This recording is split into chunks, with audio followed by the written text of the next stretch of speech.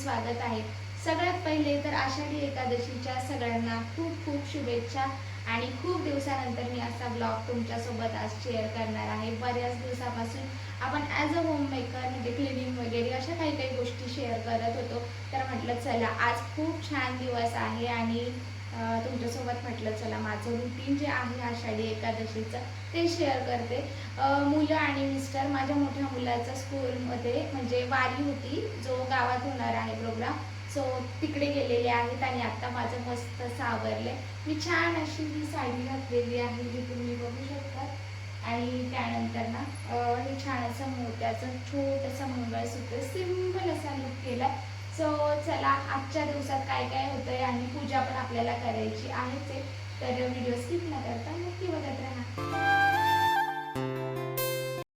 कोणत्याही शुभप्रसंगी किंवा कुठल्याही सणाला आपण मस्त असं उंबरठ्याचं लेपन, रांगोळी या सगळ्या गोष्टी करत असतो। तर पाऊस बाहेर चालू आहे त्यामुळे खूप जास्त नाही पण थोडंसं, कारण की सण असला की रांगोळी आली किंवा बाकीच्या गोष्टी आल्या, म्हणून इथे मी थोडीशी छोटीशी रांगोळी काढली होती। कारण की पावसाचं सगळं पाणीमध्ये येतं किंवा चप्पल मग धुवावा वगैरे लागतं, त्यामुळे तिथे जास्त काही रांगोळी काढली नाही।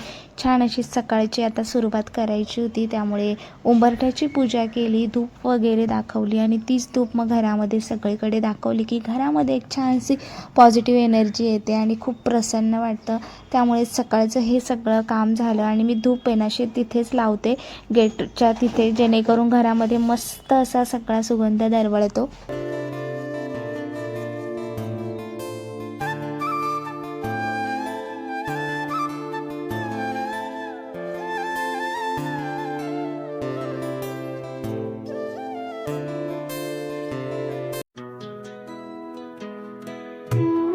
आज सकाळपासूनच पाऊस भरपूर चालला होता, एकही मिनटं पाऊस काही उघडलेला नव्हता आणि बघू शकतात बाहेर एवढा पाऊस चालू आहे।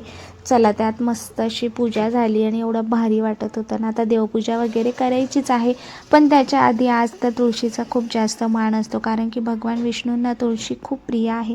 या दिवशी तुळशीला पाणी घालत नाही किंवा त्याचं पानं देखील तोडत नसतात। पूजेसाठी लागणारी पानं मी आदल्याच दिवशी तोडून ठेवली होती, पण तुळशीला मात्र पूजा नक्की करतात, म्हणून इथे हळद कुंकू त्यानंतर फुलं त्याचबरोबर ती अगरबत्ती वाहून सकाळची छान पूजा झाली।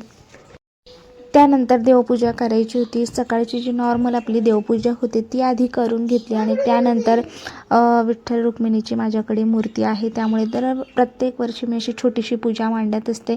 सगळ्यात आधी पूजेसाठी लागणारं सगळं साहित्य इथं घेऊन बसले होते। याच्यामध्ये तुम्ही बघू शकता फुलं असेल, त्याचबरोबर फळं असतील नैवेद्यासाठी, तुळशीची पानं लागतात ती आदल्याच दिवशी तोडून ठेवली होती। म्हणजे बऱ्यापैकीचे साहित्य जे आहेत ना, फ्रूट्स वगैरे सगळं काही आदल्या दिवशी आणून ठेवलं आणि आज तुम्ही बघू शकतात सकाळपासून एवढा पाऊस चालू आहे ना, पाऊस काही उघडत नव्हता आणि यावेळेस मी कुठं गेले असते आणायला। त्यामुळे मी कधीही कुठलाही सण असला किंवा काहीही असलं तरी त्याची पूर्वतयारी ही करून ठेवते, कारण की या दिवशी अचानक काय घडेल काही सांगता येत नाही, त्यामुळे पूर्वतयारी असली की बरं पडतं। विठ्ठल रुक्मिणीच्या मूर्तीला हळद आणि चंदनाचं जे मिक्स पाणी असतं त्याने अभिषेक घातला, पंचामृतने अभिषेक घातला, त्यानंतर पाणी आणि स्वच्छ अशी मूर्ती स्वच्छ करून त्यानंतर इथे मूर्तीची प्रतिष्ठापना करायची होती। आता तुळशी ही विष्णूंना प्रिय आहे। विठ्ठल रुक्मिणीला बरेच ठिकाणी तुळशीची माळ घालतात, तर इथे मी माळ न घालता त्यांचं जे आसनच आहे ते तुळशीचं केलं होतं। असं छोटंसं डेकोरेशन, मस्त असं पूजा मांडली की तितकीच पूजा देखील दिसायलाही छान दिसते आणि मन अगदी प्रसन्न होऊन जातं। फुलं होती, त्याचबरोबर मस्त असं मी थोडंसं डेकोरेशन करण्याचा प्रयत्न केला, जेणेकरून पूजा बघायलाही छान वाटते आणि दिवसभर ती खूप भारी वाटतं जेव्हा जेव्हा आपण पूजेकडे बघतो त्यावेळेस, म्हणून मग अशी छान पूजा मांडून घेतली।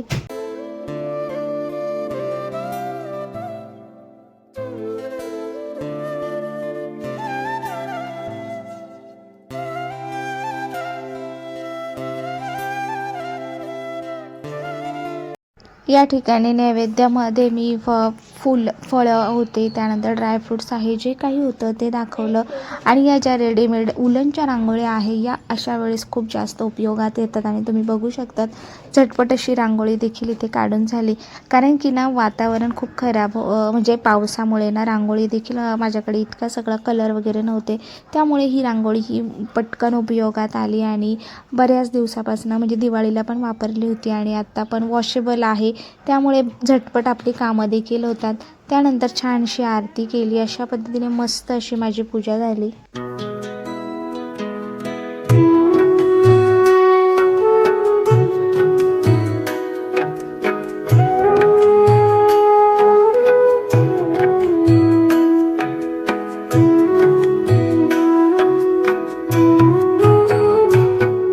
अशा पद्धतीने मस्त पूजा झाली आहे.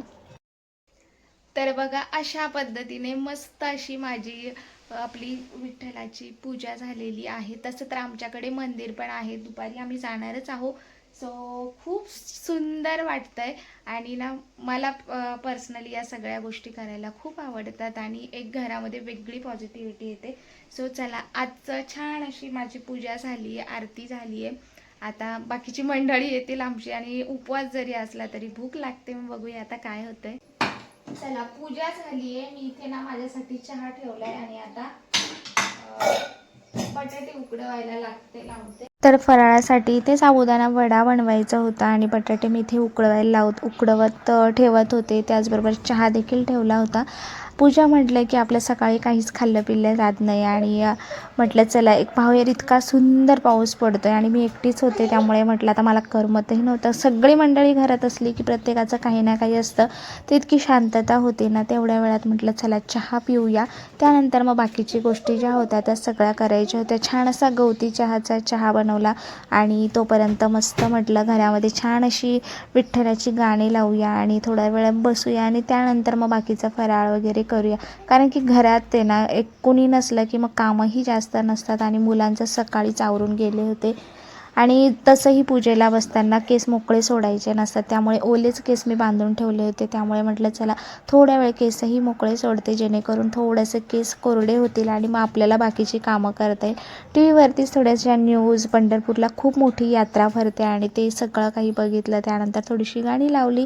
असं मस्त थोड्या वेळ स्वतःचा वेळ घेतला आणि त्यानंतर मग पुन्हा लागले मी माझ्या कामाला.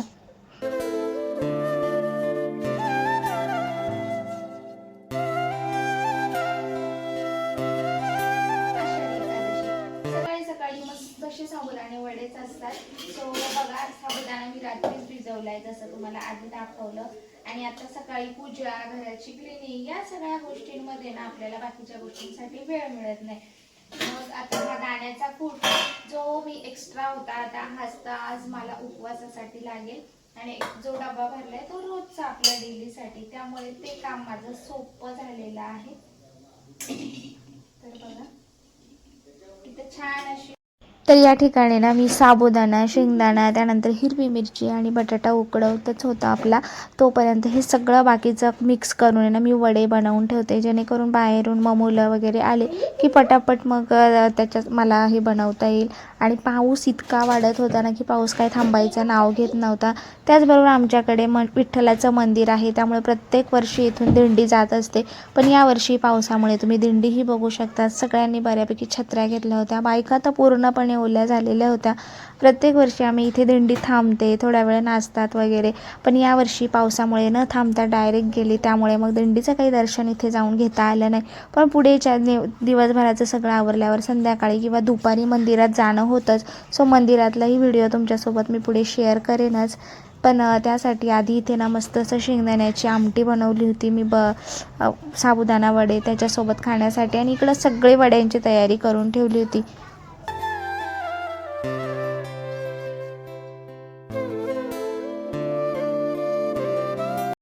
मुलं पावसात इतके भिजून आली होती. बरं झालं मी सगळी तयारी केलेली होती, त्यामुळे लगेच गरम गरम साबुदाणा वडा बनवायला घेतला आणि तोही इतका मस्त आणि क्रिस्पी झाला होता. आता रेसिपी प्रत्येकालाच माहिती आहे, त्यामुळे मी काही रेसिपी शेअर केलीच नाही, पण वडे मात्र खूप छान झाले होते. त्यानंतर दुपारी थोडासा आराम केला आणि पाऊस उघडला होता, म्हणून मग नंतर संध्याकाळी आम्ही इकडे मंदिरात जायला निघालो.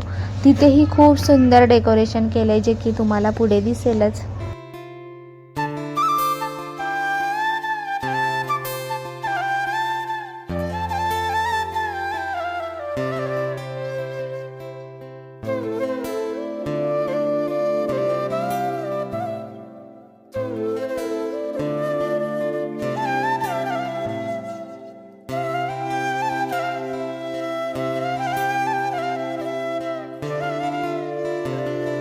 इथे आम्ही मंदिरात आलो होतो, पण मंदिरात आधीच खूप गर्दी होती. सगळेजण मस्त असं दर्शन घेत होते आणि विठू रखुमाईला तर इतकं सुंदर सजवलेलं होतं ना, म्हणजे आषाढी एकादशीच्या आदल्या दिवसापासूनच भजन वगैरे या सगळ्या गोष्टी इथे चालू होत्या, हरिपाठ वगैरे.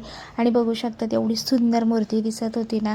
त्याचबरोबर खाली देखील भजन चाललं होतं. ज्यांना कोणाला टाळ वाजवून भजनाचा आनंद घ्यायचा असे कोणीही वारकरी, मस्त वारकरी नसलेले देखील आवड असली तरी त्याच्यामध्ये जाऊन इतकं सुंदर यामध्ये डान्स म्हणजे डान्स नाही म्हणू शकत आपण, टाळ वगैरे वाजवत होते आणि इतकं भारी होतं ना इथलं दृश्य. बाजूलाच महाप्रसाद होता, त्यामध्ये वरण, आमटी, खिचडी, केळी अशा सगळ्या गोष्टी होतात. आणि हा सगळा कार्यक्रम मिळून ज्यावेळेस लोक करतात ना, तो कार्यक्रम पूर्ण इतका भारी होतो ना. आणि प्रत्येक वर्षी हे असं असतं.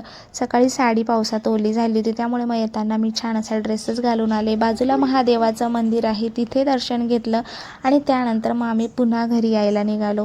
आणि बघू शकता एवढं भारी वाटत होतं ना, म्हणजे सकाळी छान असं मस्त पाऊस पडतोय, छान पूजा झाली घरात देखील, छानसं फराळ केलं, थोडासा आराम केला आणि संध्याकाळी छानसं हे असं दृश्य बघायला कोणाला नाही आवडत. आणि ही अशी विठू माऊलीची मूर्ती ही प्रत्येक वर्षी असते. आमच्या घराच्या बाजूला इतकं पाणी साचलंय, कधी कमी होईल काय माहिती. चला भेटूया नेक्स्ट